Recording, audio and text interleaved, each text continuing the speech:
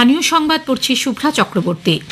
উত্তরবঙ্গ সফরে চতুর্থ দিনে মুখ্যমন্ত্রী মমতা ব্যানার্জি আজ মালদার পুলিশ লাইন মাঠ থেকে শুরু করে মকদমপুর পর্যন্ত পদযাত্রার পর এক জনসভায় অংশ নেন।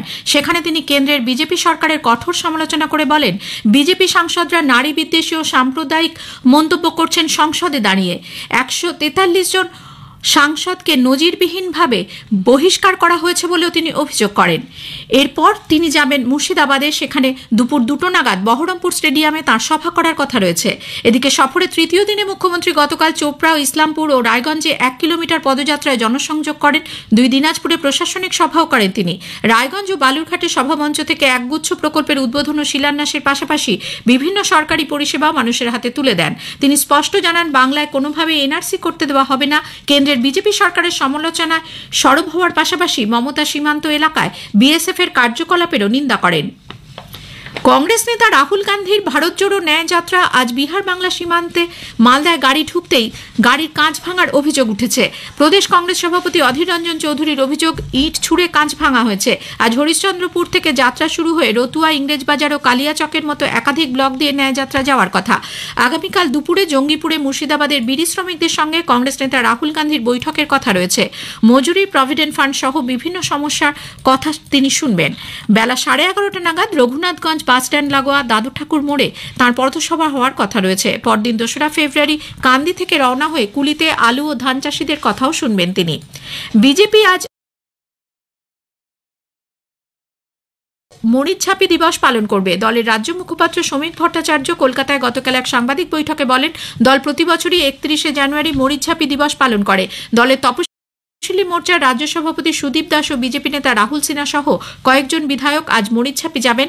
এছাড়া প্রতিটি জেলায় এসডিও ও বিডিও অফিসের সামনে প্রতীকী ধিক্কার সভা এবং কোচবিহারে একটি বড় জমায়েত হওয়ার কথা রয়েছে। মালদার বামনগোলার হাটে 2 মহিলাকে বিবস্ত্র করে মারধরের ঘটনায় জাতীয় মানবাধিকার কমিশন রাজ্য সরকারের 6 লক্ষ টাকা ক্ষতিপূরণ দেওয়ার নির্দেশ দিয়েছে। গত বছর জুলাই মাসে চোর অপবাদ দিয়ে বামনগোলার পাকুয়াহাটে 2 মহিলাকে বিবস্ত্র করে মারধরের ঘটনায় রাজ্য জুড়ে তোলপাড় পড়ে যায়। ঘটনার বেশ কয়েকদিন পর জনমতের চাপে ওই থানার আইসি সহ 4 পুলিশ আধিকারিককে সরিয়ে দেওয়া হয়। বিষয়টি নিয়ে বিজেপি জাতীয় মানবাধিকার কমিশনে নালিশ জানানোর পর নিগৃহীতাদের সঙ্গে কথা বলেন কমিশনের সদস্যরা। ওই দুজনের হয়ে বিজেপির উত্তর মালদা সাংগঠনিক জেলা সভাপতি আইনজীবী উজ্জ্বল দত্ত এবং জেলা আদালতের আরও এক আইনজীবী অমিতাভ মৈত্র পুলিশ প্রশাসনের বিরুদ্ধে গাফিলতির অভিযোগ জানিয়েছিলেন জাতীয় মানবাধিকার কমিশনে। এই প্রেক্ষিতেই ক্ষতিপূরণের নির্দেশ দেওয়া হয়। মাধ্যমিক পরীক্ষার্থীদের যাতায়াতের সুবিধার্থে পূর্ব রেলের শিয়ালদা ডিভিশন পরীক্ষার দিনগুলিতে বেশ কয়েকটি লোকাল ট্রেনে অতিরিক্ত স্টপেজ দেওয়ার সিদ্ধান্ত নিয়েছে। পূর্ব রেলের মুখ্য জনসংযোগ আধিকারিক কৌশিক মিত্র কথা জানিয়েছেন। পরীক্ষার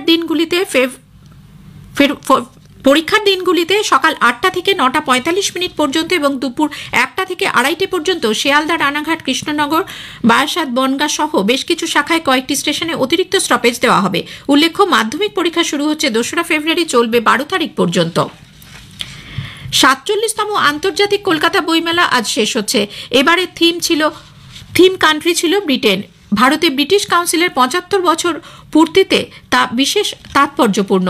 সমাপ্তি অনুষ্ঠানে অংশগ্রহণকারী প্রকাশকদের পুরস্কৃত করা হবে।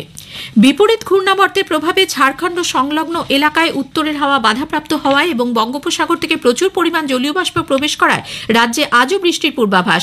আলিপুর আবহাওয়া দপ্তর সূত্রে জানা গেছে, উত্তর ও দক্ষিণ 24 পরগনা, পূর্ব মেদিনীপুর, হাওড়া, কলকাতা, হুগলি, পূর্ব বর্ধমান, নদিয়াতে আগামী শুক্রবার পর্যন্ত হালকা থেকে মাঝারি বৃষ্টির সম্ভাবনা রয়েছে।